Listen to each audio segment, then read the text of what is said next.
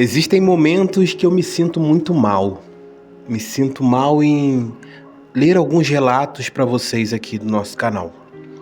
Eu estou há alguns anos nesse projeto junto com o Médium e decidi compartilhar, mais do que nas nossas rodas de orações, trazer aqui para o YouTube, que é uma ferramenta onde a gente consegue levar para mais pessoas a espiritualidade. Mas tem momentos que é difícil. Tem momentos que a dor, às vezes, acaba nos envolvendo no meio de uma história. A psicografia de hoje é uma história muito triste, uma história que me tocou demais. Eu não queria gravar. Digo com toda a certeza para vocês que é uma coisa que eu não queria compartilhar, mas dentro da nossa roda de oração, decidimos que essa era a psicografia que as pessoas deveriam saber, deveriam conhecer mais sobre essa história. É uma história difícil. Eu peço que vocês tenham muita compreensão. Eu vou relatar e vou narrar para vocês cada detalhe dessa história. Espero que vocês assistam até o final. Você que está aqui nesse momento, eu quero pedir para você já deixar o seu like. Isso ajuda muito o nosso trabalho. Compartilhar também nos grupos da sua cidade ajuda muito, porque assim a gente traz mais pessoas para conhecer a espiritualidade. Cartas Psicografadas apresenta Janaína. A minha vida não tinha valor. Talvez eu tenha sido um pouco forte nas minhas palavras, dizer que a minha vida não tinha valor.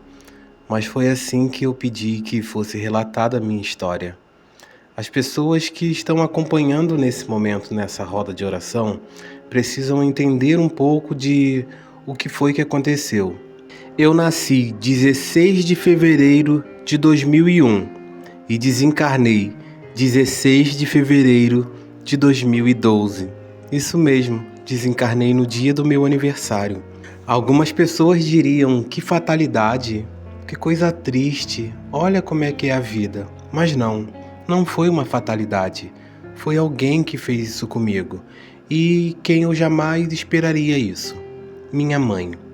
Mas olha, você precisa saber como foi que tudo isso aconteceu. Eu levei muito tempo para poder estar aqui para contar essa história para vocês. Eu já estive preparada durante muito tempo para poder narrar e contar o que aconteceu, mas eu não podia. Existe uma regra muito clara nas colunas espirituais. Não devemos interferir na vida encarnada. E eu trazer esse relato iria mudar muita coisa, pois sei que o médium tem uma legião muito grande de adoradores do seu trabalho. Então acredito que essa psicografia iria chegar muito longe, e isso aí iria acabar interferindo nos planos carnais. Isso mesmo, minha mãe cometeu esse crime contra mim, mas nem sempre minha mãe foi uma assassina. Infelizmente eu tenho que chamá-la dessa maneira, porque foi isso que ela foi naquele momento, a assassina. Atentou contra a vida da própria filha, e sem justificativa. Vou explicar qual foram os últimos momentos do que aconteceu naquele dia, 16 de fevereiro do ano de 2012. Eu acordei e fui caminhar. Gosto muito de caminhar sozinha. Andava vagando por toda a minha cidade. Eu nunca fui ligada assim em coisas como carro, como moto, essas coisas não. Eu gostava mesmo era de caminhar. Então eu dava grandes caminhadas.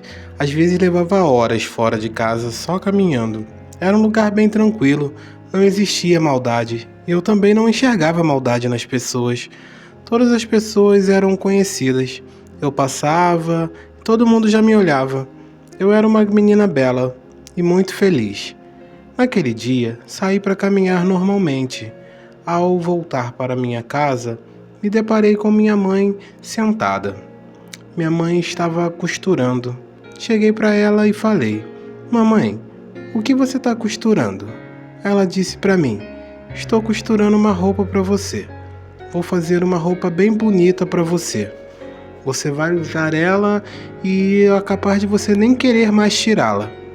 Falei: "Legal, mamãe." Dei um beijo nela e fui pro meu quarto. Deitei para descansar um pouco. Estava cansada depois da minha caminhada. Mamãe continuou lá na sala e eu dormi. Lembro de acordar e ir para a sala. Mamãe estava lá e já tinha terminado. Disse para ela: "Mamãe, cadê a minha roupa?" Ela disse: "Depois." Eu, como sempre, fui obediente e nem questionei. Se mamãe falou depois, é depois. Estava ansiosa, queria muito ver. Fui no quarto. Abri o pacote que estava lá e me deparei com uma linda roupa que minha mãe tinha costurado para mim. Olha, fiquei muito contente com aquilo. Estava ansiosa para poder vestir, mas fiquei com medo de mamãe brigar comigo, então não peguei. Ela também já tinha dito que eu iria querer vestir e não ia querer tirar mais. Eu gostava muito das coisas simples. Éramos pessoas simples. Ela fazia cachecol, fazia gorro e tudo era muito legal, porque a gente morava numa área que era muito frio. Então a gente sempre precisava dessas coisas. E minha mãe estava sempre fazendo para mim. Eu não sei o que aconteceu naquele dia, o que passou pela cabeça da minha mãe. Mamãe me chamou e disse que queria fazer uma brincadeira comigo. Precisava que eu sentasse na cadeira, que ela iria me amarrar e iria vendar os meus olhos. Sentei. Fiquei ansiosa. O que será? Será que mamãe está querendo tapar os meus olhos para poder trazer a roupa para mim? Ai, tá tudo bem. Eu quero ver. Vamos ver o que vai dar. Mamãe me amarrou e vendou os meus olhos. Não demorou muito tempo e mamãe disse: "A brincadeira vai ser: vamos ver quanto tempo você aguenta sem respirar." Eu falei: "Tudo bem." Mas ela falou: "Não é assim. Eu vou usar o travesseiro e vamos ver quanto tempo você vai aguentar. Tudo bem?" Aí eu disse: "Tudo bem." Mamãe pegou o travesseiro, colocou no meu rosto. A cadeira virou para trás, de tanta força que a mamãe estava usando. Ela pressionou aquele travesseiro contra o meu rosto. Eu tentava gritar, não estava conseguindo, e mamãe não parava. Eu me debatia, e mamãe não parava de empurrar aquele travesseiro no meu rosto. Eu tentava dizer: "Mamãe, não estou mais aguentando, não estou", mas a minha boca não conseguia exalar nenhum tipo de som para poder mamãe saber que eu não estava aguentando mais. Ela continuou pressionando aquilo contra mim. Lembro que depois de tanto tempo que estava naquele jeito, foi uma agonia tão forte que eu sentia por dentro que vi o sono tomar conta de mim. Fechei meus olhos. Acredito que desmaiei no primeiro momento. Mamãe não parou e desmaiei. Não sabia mais o que tinha acontecido. Mamãe apertou tanto aquele travesseiro. Será que ela não me ouvia pedindo para parar? Olha, desencarnei. Acordei não sei quantos dias depois. Fiquei um longo período desacordada, até que as coisas melhorassem. Pelo menos foi assim que os espíritos precisavam que acontecesse. Lembro que João e Matias foram os 2 homens bondosos que cuidaram de mim durante o meu tempo que eu estava na colônia de recuperação. Lembro que depois eles conversaram comigo e me explicaram tudo o que aconteceu. E pude ver com toda clareza. Mamãe não queria brincar comigo. Mamãe queria tirar a minha vida naquele momento. Lembra quando disse para vocês que mamãe disse que eu iria usar uma blusa e não ia nem querer tirar mais? Sim, mamãe tirou a minha vida e depois me vestiu com a roupa que ela tanto demorou fazendo para mim.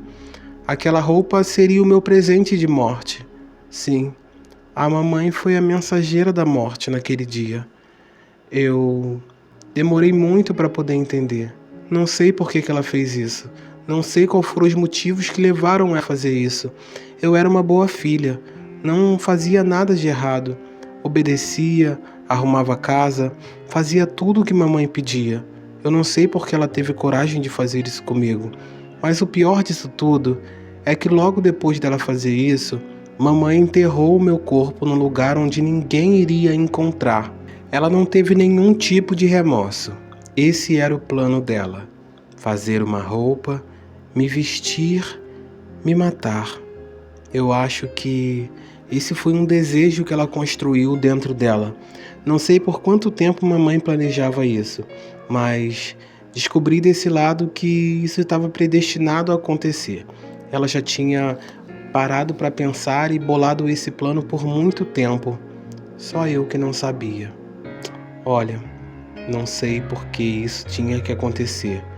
Questionei muito. Eu briguei com Deus. Sim, briguei com Deus.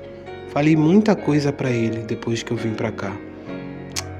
Se você me perguntar se eu vi, não, eu não vi Deus. Mas é uma presença que a gente sente. Deus é como se fosse uma luz. Ele está presente em todos os lugares. A gente sente Deus. A gente não vê Deus, mas a gente sabe. A gente ora e a gente pede desse lado. Pedi a Deus que me desse tranquilidade e que acalmasse meu coração. E assim Ele fez. Eu queria muito trazer essa carta antes para vocês, mas faz pouco tempo mamãe desencarnou e chegou a hora de tudo ser descoberto. Com a ajuda do médium, eu quero que meu corpo seja descoberto. Por muitos anos vivi como desaparecida. Muitas pessoas ainda procuram por mim, achando que eu fui sequestrada. Nunca desconfiaram que mamãe deu um fim na minha vida. Mas nesse momento ela se encontra no umbral. Eu nunca fui até o umbral, mas já ouvi falar que acontecem coisas terríveis por lá. É muito feio o lugar, mas mamãe precisa estar lá. Ela precisa, porque ela precisa pagar pelo que ela fez. Eu ainda a chamo de mamãe. É a minha mãe. Eu a perdoei, mas levou muito tempo para isso acontecer. Ela me impediu de ter um futuro brilhante. Não fiz muitos amigos, não criei minha própria família, não tive um emprego e não me tornei veterinária como eu queria. Meus sonhos e planos acabaram na frente de um travesseiro. Foi assim que ela deu fim na minha vida. Mas olha, tá tudo bem. Eu não morri. A vida continua. Essa é a mensagem que a gente tem que passar. A vida continua, independente das escolhas erradas que a gente faça. Tem que saber que uma hora a dívida vai ser cobrada. Você tem que tomar as escolhas certas nesse momento para que tudo no futuro você venha colher as coisas boas que você plantou. O plano carnal é o momento de você fazer as coisas boas, porque depois, quando você vem para o lado espiritual, tudo vai ficar bem. Porque a vida continua, independente do corpo carnal morrer. Fiquem todos com Deus e em paz.